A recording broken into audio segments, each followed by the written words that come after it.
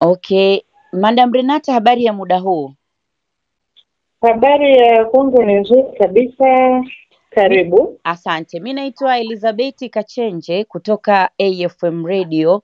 Kama ambavyo kuna taarifa ambazo tumeziona, lakini tulihitaji kuthibitisha kutoka kwenu hospitali ya rufaa ya General Dodoma juu ya taarifa za kifo cha mchekeshaji maarufu sana nchini Tanzania, MC Pilipili, ama jina lake halisi Emmanuel Matias. Labda mna taarifa zozote baada ya kubaini kifo hicho, uchunguzi wenu wa awali? Karibu Madam Renata, ujitambulishe. Asante. Jina langu ni Renata Mzangi, afisa mawasiliano na uhusiano kutoka hospitali ya rufaa ya mkoa wa Dodoma.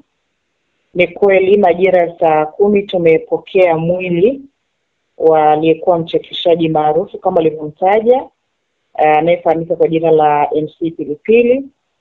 Tumepokea mwili ukiwa umesindikizwa na baadhi ya wanandugu ambao kimsingi kwa taarifa za awali kabisa, ikiwa ni maelezo kutoka kwa hao walioleta mwili, wametoka katika kituo cha afya Ilazo.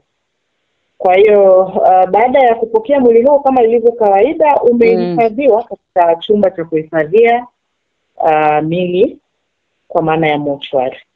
Taratibu nyingine zinaendelea, na ikiwa kutakuwa kuna taarifa zingine zozote, basi tutaendelea kutoa update. Lakini kwa sasa ni kweli tumepokea mwili wa MC Pilipili na uko hospitali umehifadhiwa.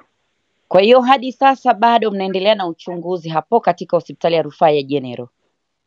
Naamini tutaendelea kutoa taarifa zaidi kwa kadiri tutakavyopata taarifa kutoka kwa madaktari, kwa kushirikiana kwa maana ya madaktari wa hapa, lakini pia hata kwa kituo alichokuwepo ndugu yetu mpendwa wetu marehemu